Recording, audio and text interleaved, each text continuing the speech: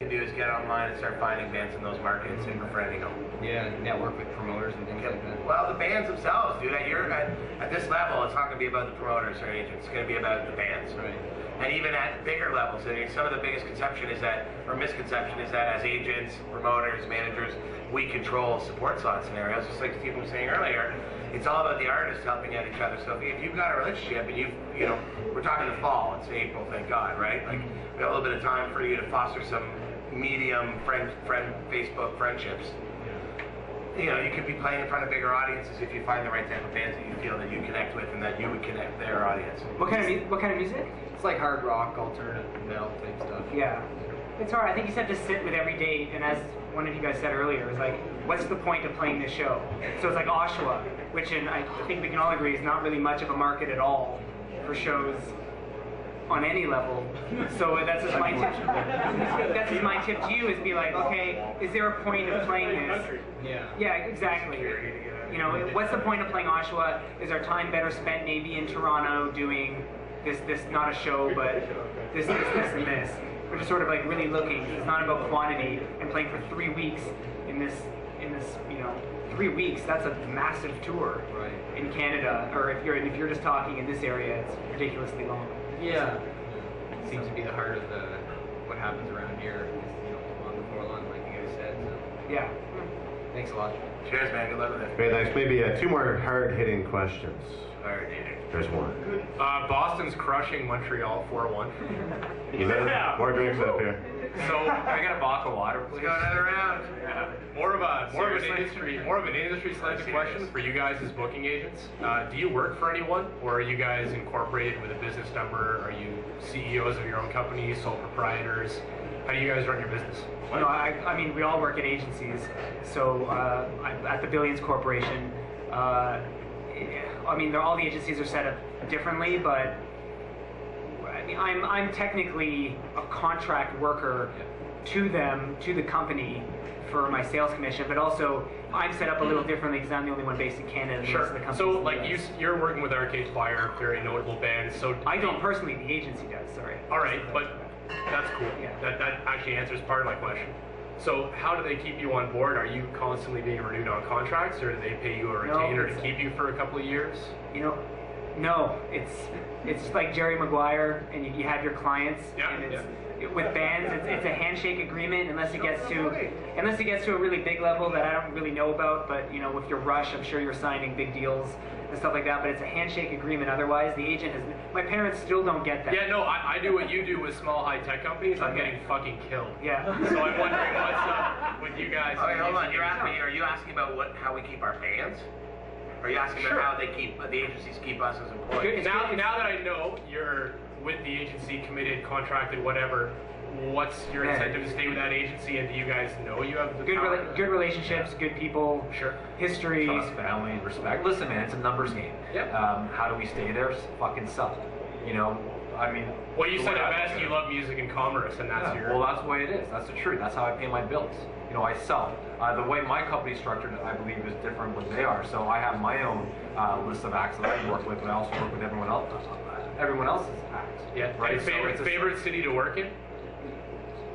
Ottawa. Ottawa. Good answer. Still 4-1 Boston. How's the vodka waters coming along? Yes. How's it going? My name is Mark. I'm in a band called Iconoclast. This is more of a... Sorry, what band? Iconoclast. Okay. This is more of a frustrated comment.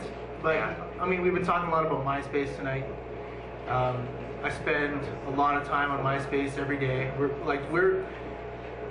My mom and sister have been out to every one of our shows here in Ottawa.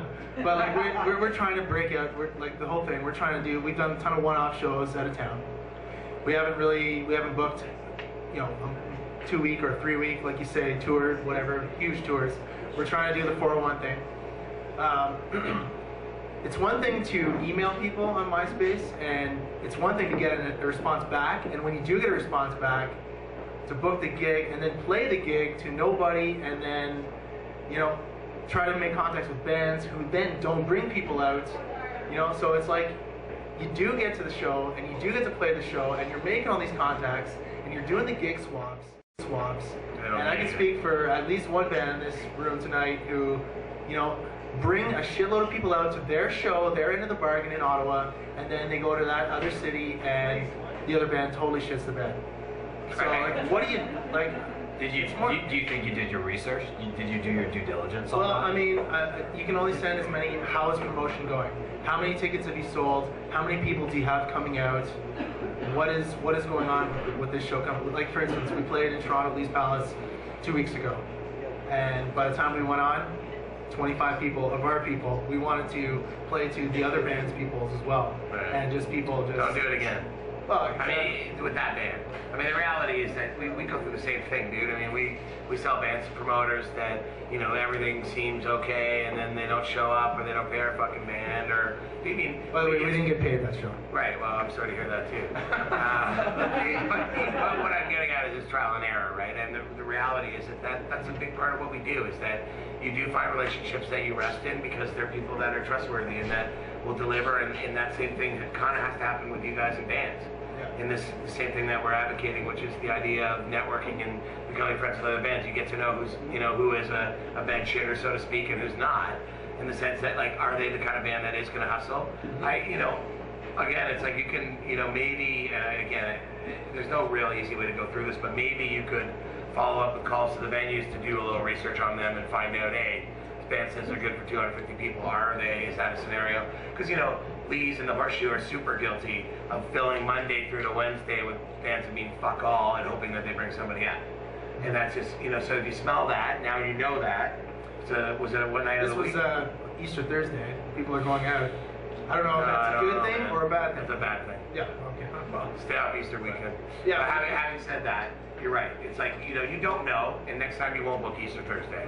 And I think it's like, it's a sort of that process of learning as you go, which Steven, Jason, and I have all fucked up a million times, and we generally don't repeat our mistakes. sorry to take up a lot of time, but however, how does a band from Ottawa who, can play to a few people here and think that they can do well in other cities, okay, yeah, we'll put you on a Thursday night at midnight, or we'll put you on at the Horseshoe on Monday, which I've had that All right, offer so to my me. question, you do 200 kids here, right?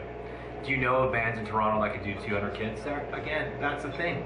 Hey, can we get on Research your it, bill? man. Go on blog forums, find out who actually could do 200 hard tickets. And The relationships almost have to be more sincere than what you're saying, than versus like, hey, let's play for me, I'll play for you. Their fans are just going to leave anyway. Like, it needs to be more, and maybe this is more just of what I do, it needs to be more organic, and bands a band you saw here that played to nobody, but you were at that show, and you're like, man, you guys are awesome, where are you from?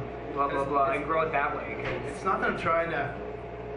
I've definitely tried to do this, and I should definitely do a lot more of that. But it's like the bands that we do end up saying, "Okay, great, we're on this show with you. Why did you not bring anybody out?" You know what I mean? And you try to do that research, and you get it done. It's just maybe I'm being burned 8 times. You know what I'm saying? It's probably not malicious. They're just probably not an organized band, whereas you guys have your shit together. Yeah.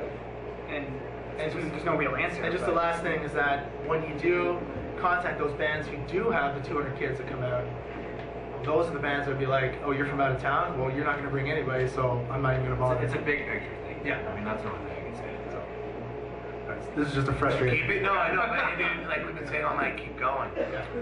Don't let that be the reason why you don't do this. Oh, I'm still going, but it's just a matter of. It's frustrating. You know what it is? Sometimes you have to. That's why moms and girlfriends are good, though. You can tell them that story. Our whole job. Over and over again. They'll listen to that shit. Our whole job is about sort of giving and taking favors, and maybe it's with you just sitting back and over your next 2 Ottawa shows, inviting bands that you like out. Cool. It's kind of like, it's a favor. You did our show, and hope it gets returned back. Like, that's all you can ask. It's gonna work. You just gotta karma.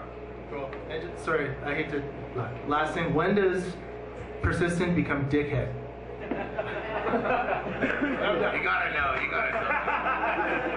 you gotta know when you cross the fucking line. I always say that actually, because when it probably does is when I finally pick up the phone and say, like, seriously.